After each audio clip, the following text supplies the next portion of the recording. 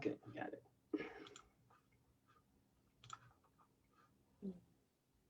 Hi, hello. You never know when this thing's running, but before we begin, notice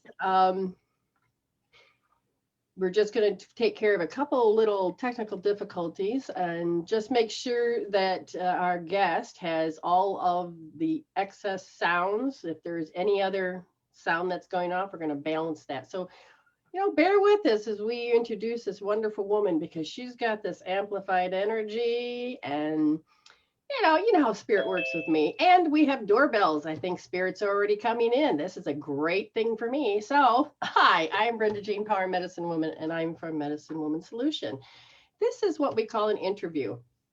So we'll see what happens because all of a sudden everything is changing very quickly. How can we keep up with it? Well, you have to be in alignment.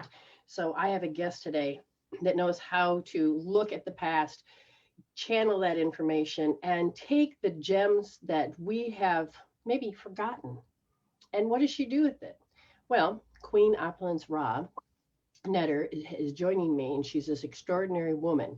As she follows her heart, you will see how her inner world of joy is shown to the outer world by becoming works of art, whether it's through dance, through poetry, or through jewelry. She made this for me as well. As she guides others and letting the energy flow with the movement. She inspires others to embrace themselves. So let us discover the gems of the Egyptian energy. So let's tune in. And she also has products. So if you ever want to buy anything, there is a link at the top. We're going to try to see if we can get it posted as well. But let's have a little chat with the Queen. And here she is. Hello, this is Queen Mother Opulence Ra Netter. Welcome. Thank you. Ooh. Medicine Woman, Brenda Power. Yes, it is my pleasure to come into your energies, to share myself with you and my blessings, my offerings, and to also share some of the things that you have shared with me in the past. Thank you for having me. Oh, thank you. Yes, you said we have shared. And one of the things is that we've communicated and got to know each other when I did the show called Medicine Woman Reveal. And that was, God, feels like eons ago now. But I never could hear anything. So what happened was it was all online radio. And all I ever did was hear her beautiful voice. And then the next thing you know, we are able to communicate and talk, be friends on Facebooks and YouTube. So she has this great YouTube channel as well. So you get to see more of what she does. Now, if you are having problems with Facebook,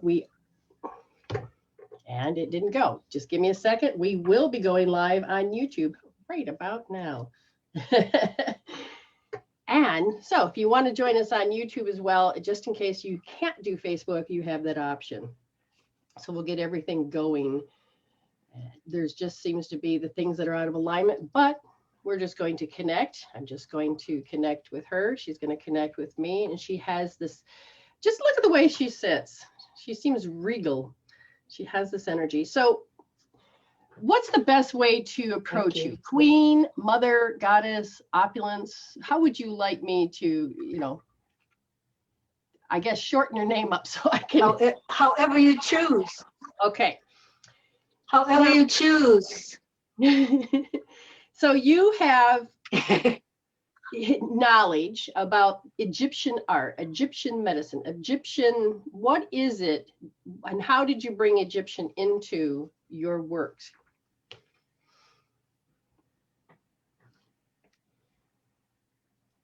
One day, I heard about a place that was allowing rebels to enter into a new experience.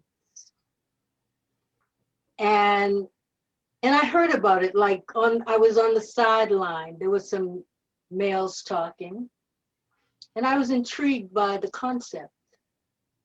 So I followed the yellow brick road, and it led me to a temple of males. of which I became the only female. You could say the high priestess for a while. And when I entered the temple, and they were outcasts. We were all outcasts, rebels in our own way. But it was like a place of reform, reformation, regeneration, restoring ourselves from the past into a new present and future. And I'm back in the temple now. At that time, it was in a warehouse, and there were these long steps, a lot of steps. And I'm remembering seeing pictures on the hanging from these high ceilings. And at the time, the artist Ptah was drawing them in like crayons, but the symbols were all there. Ptah is a master craftsman, and Ptah is a master craftsman, name coming out of Kemet, which we call Egypt. I was given my name there through spirit because no one assigned you a name, but I chose my name. And at that time it was Kepra Ma'at, Amen, Ra. That is where my dance came through me as well. Oh, they were martial artists. Like three nunchuck martial arts. That was Ptah, Ra'atun. There were three brothers who were the keepers of the temple. But again, all males. And through their martial arts came my movement. My dance was channeled through that. And I began to, within my community, cultural community, I began to perform my African, Kemetic, Egyptian dance of life. Wow. And that's where it was reborn in this life. I was a solo performer, and I still pretty much am. But I was embraced by the West African culture in my community. And I would dance with the drums. Woo! I would perform solo though, but I don't have my sword nearby. Maybe I do. But I dance with a sword. And I would balance the sword on my head. I should have a sword, but I will use this for now. And I would dance. And I remember coming to me is this high priestess drummer. Her name is Naru Dafina. And I would dance with them on the streets of Cambridge, Boston, downtown. And Naru is also a Yoruba priestess. And Yoruba is a West African culture, which is very strong in the United States to help to reunite displaced African Americans back to their culture. And I remember one time I'm back there, being on the streets in Harvard Square. And when I pulled out my sword, now I'm not aware at this time of the different deities of the Yoruba religion, but they would play, she and Fatu would play different traditional West African rhythms, and I could feel them, although I didn't know them consciously, but I could feel them. And I pulled out my drum, although I do play the drum, I pulled out my sword, and Naru said, that is Shango. And Shango has to deals with the metals. Now again, I still was not conscious of that, but yet I was feeling it in my spirit. So that is part of how I became involved with the Kemetic Egyptian culture. Oh, and the jewelry. There's more males. There's a wonderful grandmaster jeweler. And I come from a lineage of jewelers, only I didn't know it at the time in that reality. His name is Samaj. Ptah comes again. Keeper of the shrine of Ptah. Master craftsperson. And he came to town one day. He came to a place where the African, a center, a hub of culture of the African drum and dancers of West Africa lived and spent time. A part of a culture that, this is coming back so strong, a part of a culture where I got from that house or temple, I got my first paid dance job from a well-known singer and performer to this day. And wow. And anyway, Samaj came to town and he had the most beautiful jewelry I had ever seen. Beautiful. And when I saw his creation, it's like, necessity is the mother of invention. Here I am, a dancer, dancing on the streets, putting out my bowl and gathering my coins together so I could live and eat and be. And I wanted some of that jewelry. But, my money was kind of funny for getting it. But he took an interest in me. Should I say, of course? Well, yes. And he walked home with me from the house up the street. And we're still friends to this day. And this was like 40 years ago. And he spent about 3 hours with me. And during that time, he transmitted and I received the working with metal. It was an exchange of energy. And from that, I began to create immediately. He sent me out, he said, well, you get these tools and he sent me out to get a left-handed tool. Well, I wasn't left-handed, but nonetheless, I made do. Now, there was a woman who lived in the house. Her name was Kathleen. And she came to me to study Kemetic dance as well. And I was teaching her before I had met Samaj. And Kathleen did Native American beadwork, very small seed beads, tiny. I wouldn't mess with them now, hardly, just because I just had my eyes dilated, for real. But I wanted her jewelry as well. Same situation. But one day I was inspired to call up the Native American Culture Center in Jamaica Plain, Massachusetts. And when I dialed the phone, I got the teacher. And she said, come on over. Classes are free. I go in there. I tell her I want to learn the peyote stitch. She said, girl, that's the hardest thing going. I said, but that's what I want to know. She taught me.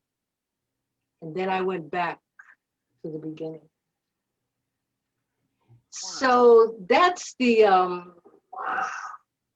long, short story of my connection to the jewelry. But there's more. Okay. In terms of my lineage, there is I connected with a young male, and come to find out, we spent some turbulent time together. Turbulent. Passion, yet a lot of turbulence. but he was linked to a jewelry family. A different, more, what do I want to say, base, more base, more earthy, opposed to Samaj is more diamonds. You know, he wasn't then, but he is now. Different, you know, different levels. Yes. And so that was another connection. But then I married a master, a grandmaster jeweler. And his mother as well, master. So I've been saturated in the knowledge of jewelry making, but not only from them. I can pick up the phone right now or tune in for my own essence of those I have met along the way doing art shows, because I am very gifted at extracting information and holding on to it. You know, I ask a question, but you know that I spend time with you learning, learning from you and holding on to the experiences and being blessed by and rewarded by the offerings that you shared with me on Blog Talk Radio. So I have many. Coming to me is Obi. I want to show you this piece. This is another, I spoke of, if I can pick it up, I spoke of Ogun, Shango. Ogun is who I should have spoken of. You see this piece? I love it. Can you see it? I love it. Another master craftsman. This was a gift to me. Wow. By the way, I'm no longer married. But this was a gift to me. He gifted this to me when I did a television show. I used to do an art show, Can you TV put show. that more into the And he camera? gifted. Yes, it's heavy. It's heavy. Yeah. Okay, so It's let's really just hold heavy. it, turn it sideways so we can see it a little. There we go. Oh, nice snake on His it. name is Ikevu. Okay. Yes. Good. All right. Thank you. You can put it down so you don't have to hold it up. But that's a representation of And he's another grand. Yes. Yes. And he's another grandmaster that I have access to. That when he chooses to pick up the phone, I have access to him. I can but I can tap him, you know, from here to here. And when I did the show, he brought 2 of these. And he gave one to me and one for me to deliver to Queen Afua. Queen Afua is big, big, big, big. But anyway, I got the first one of these. I have decorative bars on my window that he created. They're beautiful. They're absolutely beautiful. Wow. So I'm gonna stop talking now and let you, if you have some questions you want to ask me. Well, the first thing I'd like to say is, do you have the volume up somewhere? That sounds like there's 2. I'm getting an echo feedback. So when I talk, like, but not all the time. That's what's throwing me off. See, it's not doing it now.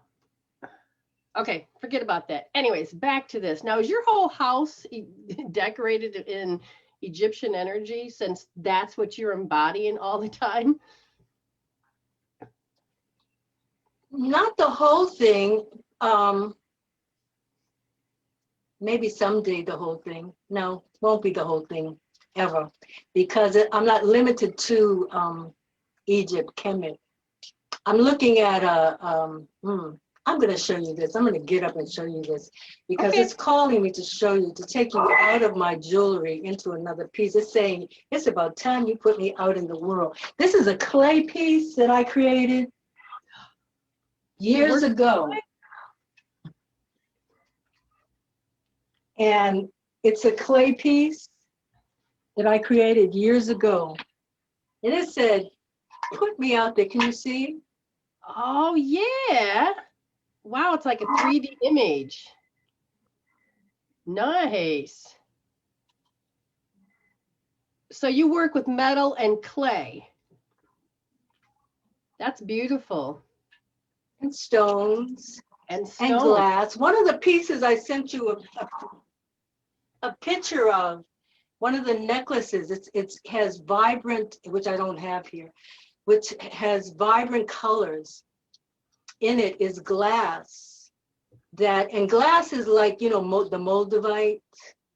Yes. The glass, the sand glass that they found in the desert, that came from the different meteorite. So glass is a very intricate part of the Kemetic Egyptian culture. And a number of years ago, again, I saw somebody making glass jewelry. I want it. So I learned how to work with the glass. And there's a glass called dichroic glass that has such vibrant colors. It's very magical. And anyway, I don't have a piece here, but you know, they can come and visit me on my Instagram page and see some of my pieces, on my YouTube page at the Goddess Temple Palace, and see some of my works that I have there. And in terms of stones, I don't do it much anymore, because working with jewelry is, you wouldn't think so with all this, but it can be dirty. It can be a dirty job. When you make a piece like, let me see, a piece, because I tumble these. I didn't make this. This is from my current housemate, former husband. But a piece like this is would have to be polished on a polishing wheel. Oh, yeah. And it's a dirty job. Oh, yes. And but I can do this kind of work. I have done. And I'm going to show these right now. I don't know if you can see me. I'm just going to show some of your pieces. I can. Okay. So I'm just going to show some of your pieces, just real briefly. Look how nicely detailed some of these things. Look how beautiful. Look at they're just, you know, so you can notice that there's a letter. Is that how, like, if they like that piece, they can say, I want letter H, and then you can give them more details. Yes. Okay. So yes. Do notice that these pictures do have. Stop there. Stop there. That's made out of. I have to figure out which, the earrings. You can. What letter? The earrings. Okay, that's where I'm at right I think now. it's J. I don't have my glasses. Yep. Yes. Those are made out of something called precious metal clay. They start out as clay, not the same clay that I made my sculpture with, but it's precious metal clay. Somebody from the Orient created this. Somebody didn't have anything else to do, so they created this. And it turns into pure silver and or gold if you choose, and or copper. But it's a process. And the gold color is actual gold that I then, after I made the earrings, I learned how to take and put, that's pure gold, 22, 24 karat gold that I brushed.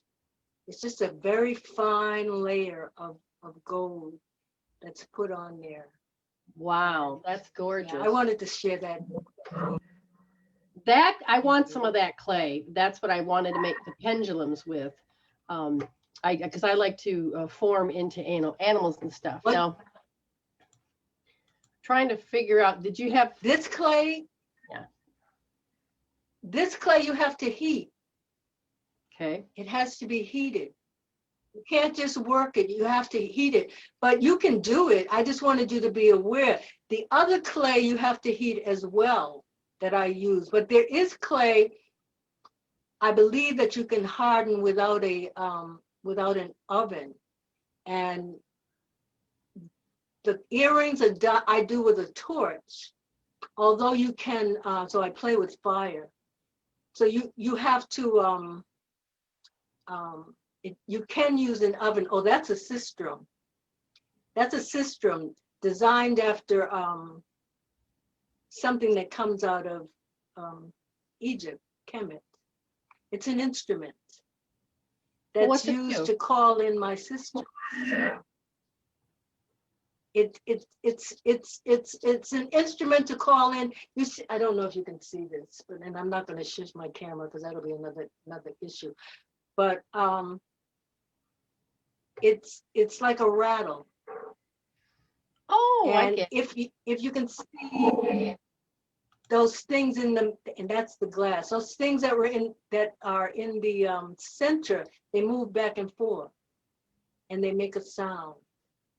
Excellent. And it's quite interesting. I was possessed to do that. I made two. One I sold and one I kept for myself. And I must admit, I put most of it together on my own, but I did enlist the aid of the master craftsman, Sekou Ra, who again was my husband, to take his torch and add, his mastery in a few areas. I had a few challenges, and he was there, so, and is here, so why not?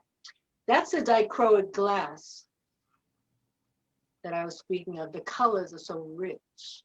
Mm-hmm. Again, the oven, though, you need an oven for it. And my hands, you have to cut them. Now that's to show you that I can do this similar kind of piece, that I can do this kind of work. I cut that stone in the center.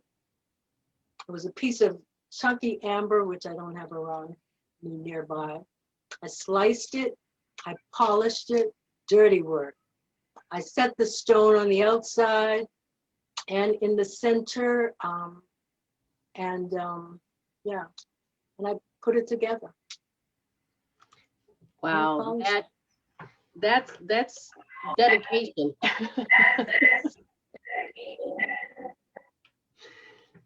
Well, it's, I only create when I feel it. Some of them, like Samaj and Sekou, they can sit down every day and work if they choose. My spirit doesn't work like that. Ah, If I try to do that, it's a waste of time. There was years ago when we did this, when I did online radio, you sent a gift to me and my business partner at the time, and I'm going to see if I can. So it's a beautiful ring. Can you see it? It is beautiful. This one speaks to me because she sent two, and she says, "You guys decide." And immediately, this one reminds me of musical frequencies, the notes. And since I work with frequencies, it was like, oh, this one's so mine. And she says, that's good because this one's so mine. And so we knew immediately there was no fighting over it. We loved each piece, but we knew that this was designed for us. And so thank you. Thank you very much. It was my pleasure. I think it has garnets and stuff in it. It's just beautiful. And guess what? She got the right size. I can't remember if you asked me or not. I don't remember. No, I asked, but that's tricky too, making rings for someone from a distance.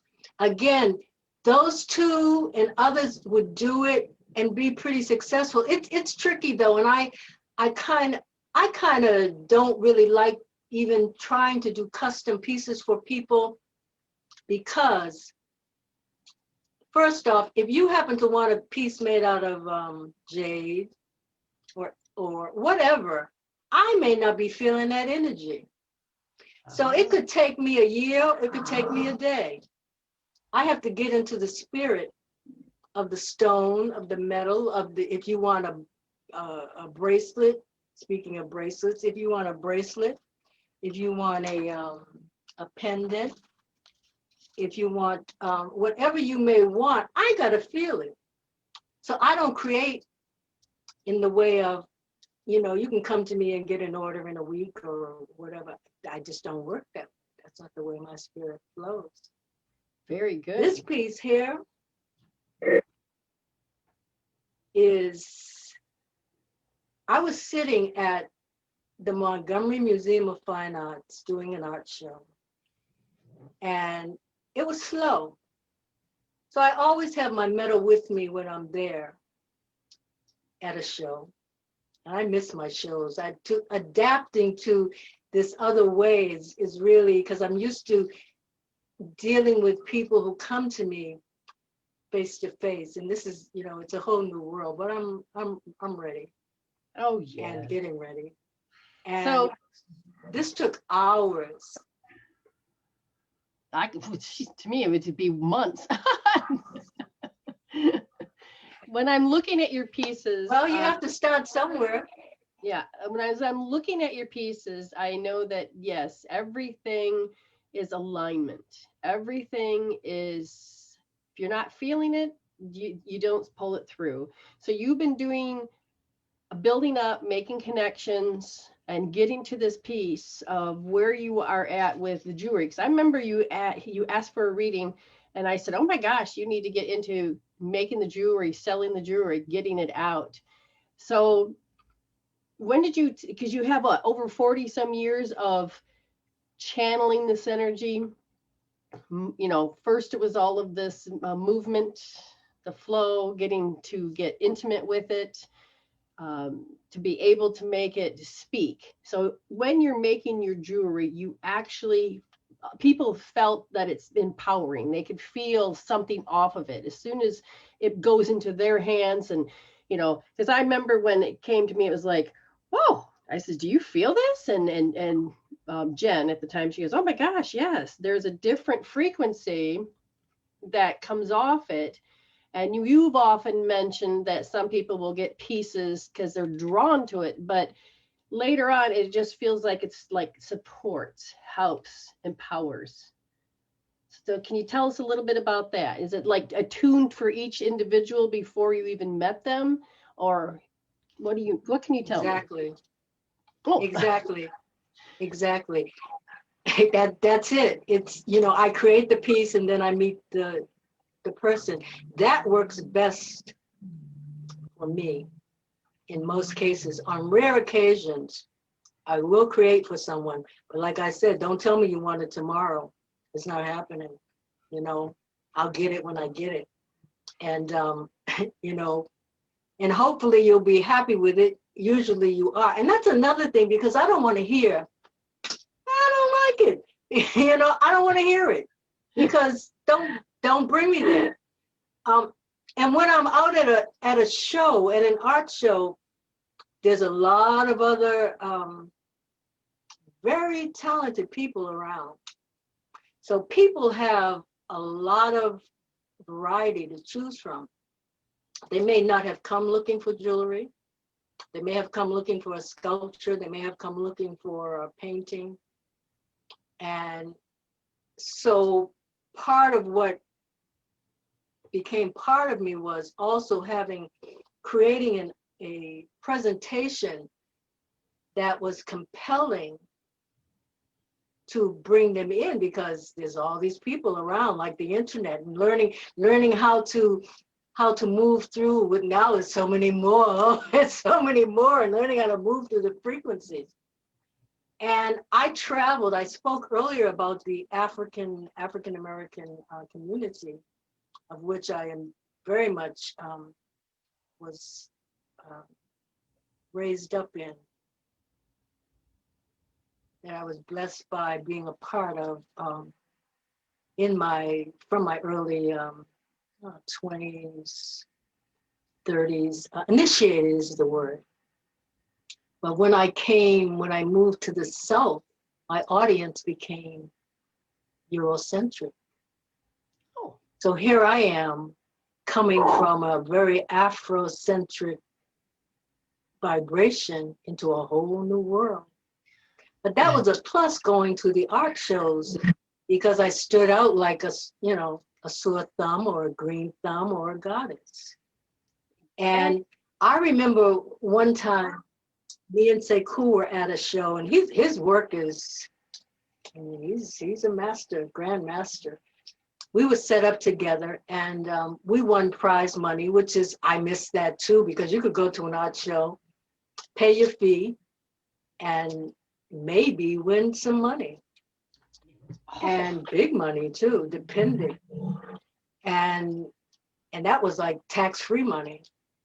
And won this money. We won, I don't know, whatever place it was, first place, second place, grand prize, I don't remember exactly, except we won money. And the guy that was in charge of the show, he came up to me and he whispered in my ear, he said, you know, he thinks y'all won because of him. He said, no, they gave it to you because of you, the way you look.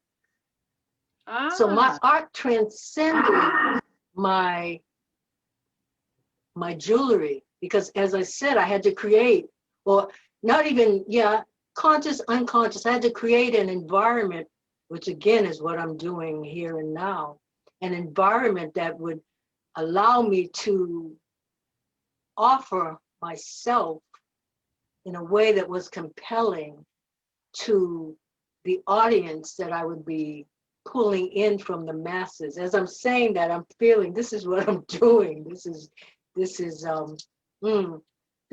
challenge, the test of the new world, the internet. And speaking of internet, enter me, my name, enter, new name, new world. It was something I wanted to say, but it'll flow back. It'll flow back in, I'm sure, or not.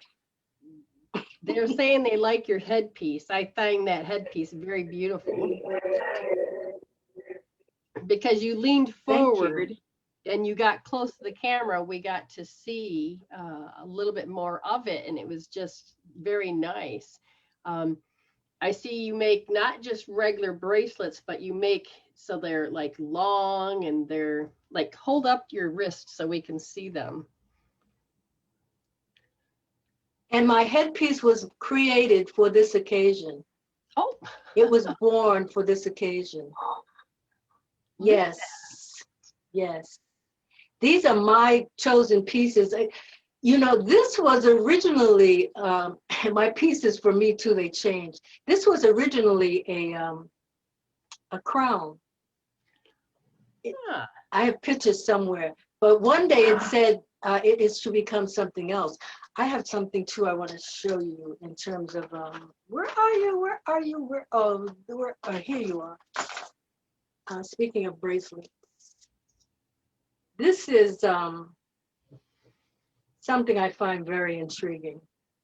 This is my own design, yes. Now, act right, behave. So this is one size can fit many. Bracelets, again, trying to sell them on the internet, I'm challenged. I'm concerned about doing that because if they're going to fit the way I make them. But here, you probably couldn't see how I put it on, but you can also take that and put other bracelets in between. Open up with my dilated eyes. She went to the eye doctor today and they dilated her eyes and they put extra eye dilation in it.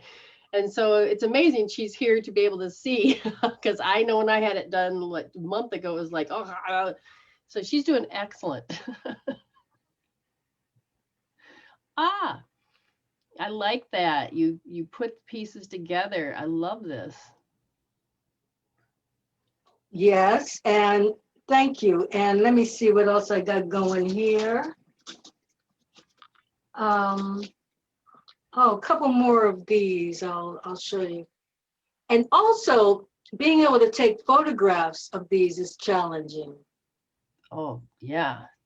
But that's nice. And the thing is, if you see any pieces that she has here, you may email her. You'll see that at the top of the thing, and you can talk to her about it or take a screenshot and say, I'm interested in this piece. And we had shown pictures so that you could see the letters with some of the pieces that she has. But she also, if you like to listen to her. Now she is very poetic in her language when she speaks.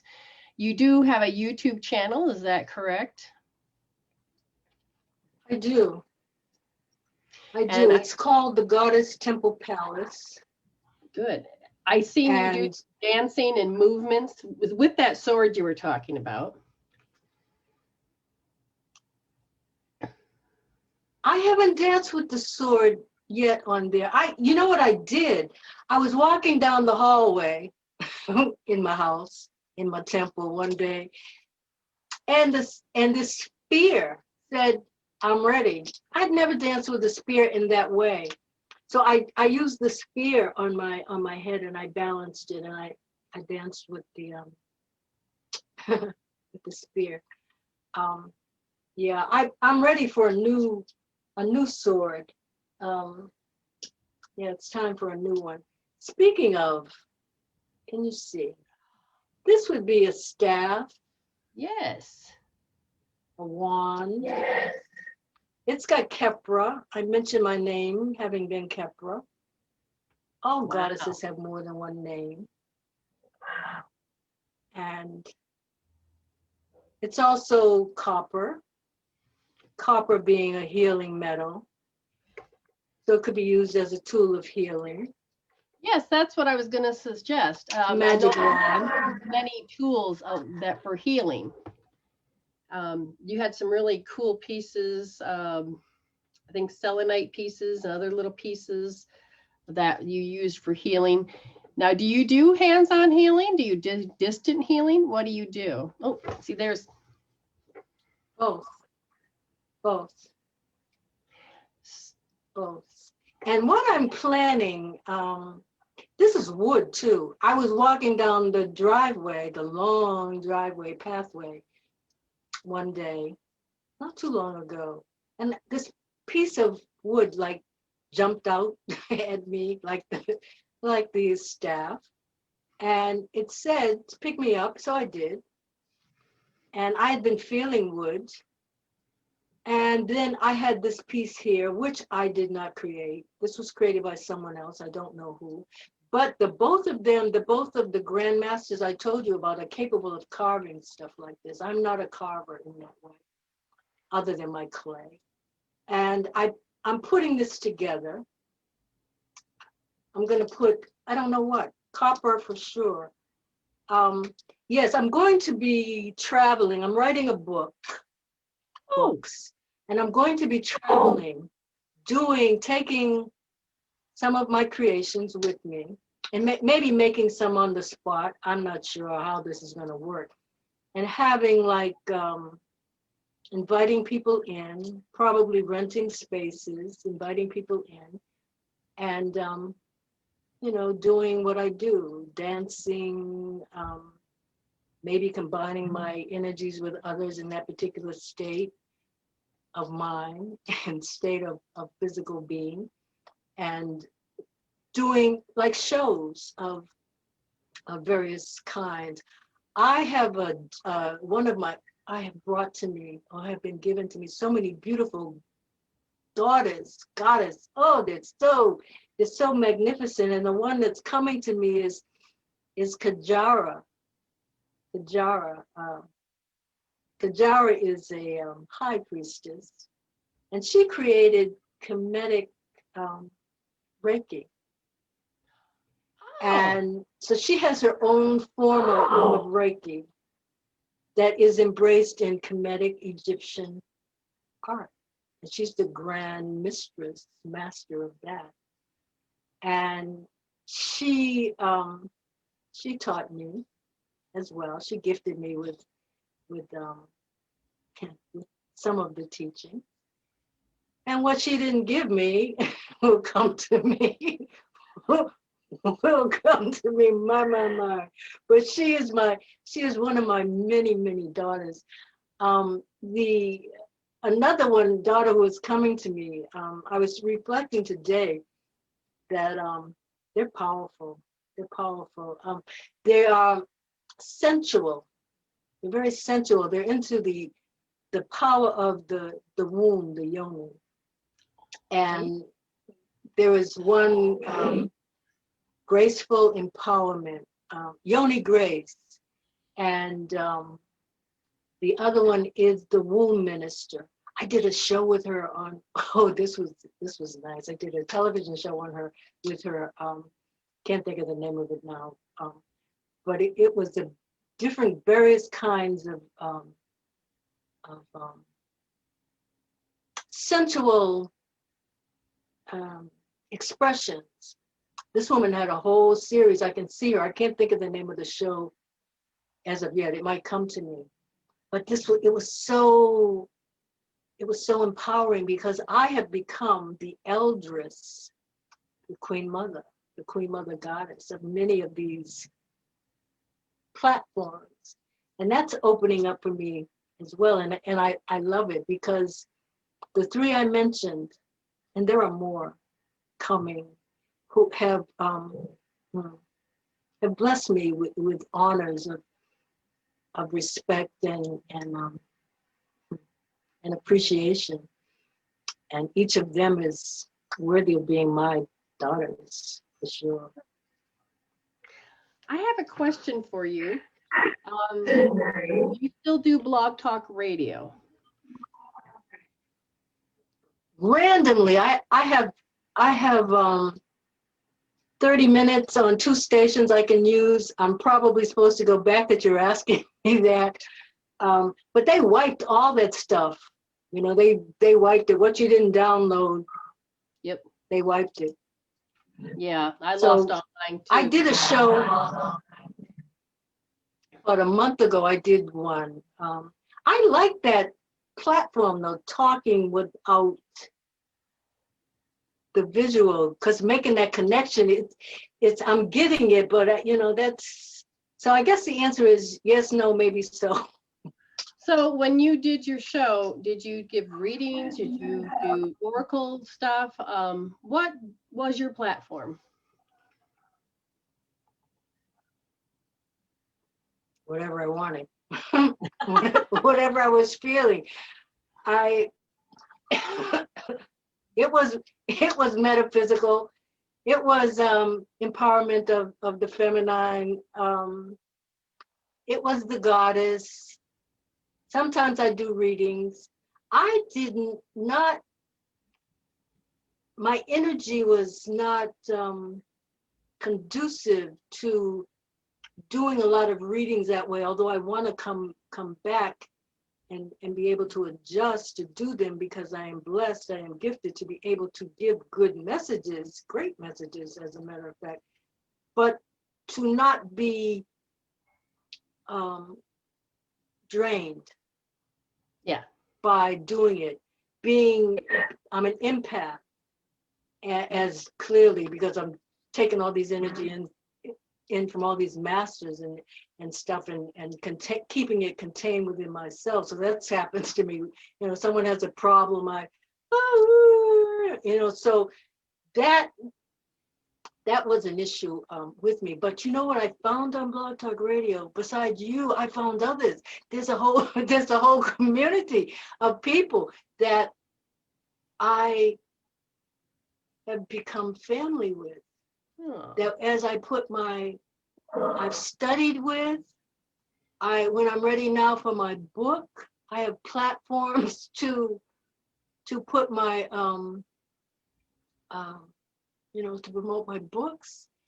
There's a place I go, and I'm going to talk about him. He's a sweet old dude. His name is Ken Morris, and I'm going to let him hear this. I'm older than him in that way, so when he hears that, but he's sweet, he's kind, and he has managed to cultivate. It took him a while, years, to cultivate this platform. He's been carving it out. He's a slow carver, but he's been carving it out. And I was reflecting the other day. I said, he's made a school. He's made a classroom here. He's managed to create a classroom. And then there's another place called the Remix Radio. And the Blue Oracle, I call her. They call her the Soulful Oracle. And my readings are called Sacred Soul Messages. That's one component that came to me from from Blog Talks. I do Sacred Soul Messages. And Miss Blue, the Blue Oracle, she used Blog Talk. She worked that baby. She got it. She's taken her radio show. I'm saying this so you would know as well. She's taken her radio show and she can use Blog Talk on YouTube so she can talk to the people while she's on Blog Talk. Okay? So she can do it like that, which is quite, I haven't seen anybody else do that. But anyway, and one day she was floating around somewhere on the internet. I'm gonna say Gmail, Google, and we connected, and it's not something we did regular. And I might have asked her about being a guest. She might have asked me about being a guest. I don't remember how it happened. But she said, you know, I just put it out there that I want to be a guest on someone's show. And I was renting space from Ken Morris. And he still might have spaces for people that you can rent for a very reasonable, I'm saying this again, for a very reasonable price. He'll give you the 2 hours. I think it was like $15 for 4 shows. And you know, he lets you do what you want to do. And so yeah, my family from Blog Talk Radio, because I've been out here in this virus was nothing to me in terms of staying home. You know, this is my cup of tea, being in my environment. And so, you know, this was easy breezy. I had other challenges, but not being home, that was good. I've been talking. You talked about writing some books. Now, what are the topics? What can we be looking forward to? Arts, the arts. The magic of the arts, the interwovenness of the arts. They're going to be a series, because I don't want to put it all in one, because I'm not supposed to. But you see how hopefully you see how I love the arts. And there will be various stories, very, very deep insight of the potency and the purpose and the impact of the arts in everyday life. Sometimes going back to Kemet, to Egypt, sometimes going to Jupiter or Mars. So you can look forward to mystery, magic, healing. A lot of knowledge will be interwoven. As you see how I move around from place to place to place, you have to pay attention or you'll miss something. That's good, because then you can go back and read it again. That's wonderful. So you have all these pieces that we haven't seen. So how do people get to know more of your creations? Just email you at this point, and then you have a whole variety of different pieces, because you can't go out and do the shows anymore. So how do we discover what you have? Seek and you will find. You know, something interesting has been happening. I thought I was going to go pick up some pieces from the museum today. I have work in the museum too, and that's quite a compliment for an artist in the museum store. And I have done shows at various museums, but I didn't get there today because I had other things to do. I had to be here with you, number one, and so forth. But males have been coming to me. I would have thought I would have been attracting females as my jewelry customers. And not to say they're not coming, they're slow on it. But males have been coming. And what they have done is, and anybody can do this on my Instagram page, They've gone through photographs and found a piece. They've gone through photographs and found a piece. They've gone through affirmations and found a piece and found something they wanted. I said, well, all right. Well, all right. So that's what they can do. Go to my Instagram page, Goddess Temple Palace, and this piece is interwoven within my offering. That is wonderful. So we have a lot to look forward to. Instagram, apparently you have a lot of pictures up there. We're ready to find them ourselves. And you can always email her to the pieces that you did see today. Looking forward to those books and the journey that you've been on, because like I said, you've been doing this for over 40 some years of channeling it. And you're also probably going to put in the book about how you connected all these pieces, because she just draws this stuff to her. She exudes this energy. Like I said, if you do decide to get a piece, understand when you get it, you kind of will feel like it was meant for you. And in a way it was. And it'll have this energy about it that is about love, empowering, and it's very, it has the essence of the Egyptian energy, but it also has this new frequency that she's holding in this space from what I can feel.